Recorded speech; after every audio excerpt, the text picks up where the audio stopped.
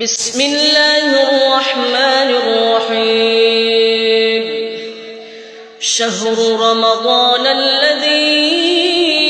أنزل فيه القرآن هدى للناس وبينات من الهدى والفرقان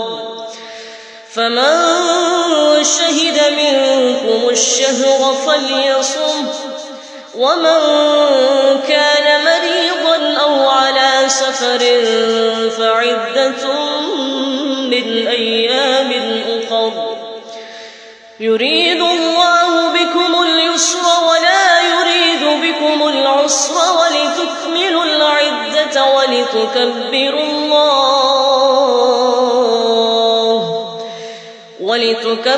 الله على ما هداكم ولعلكم تشكرون.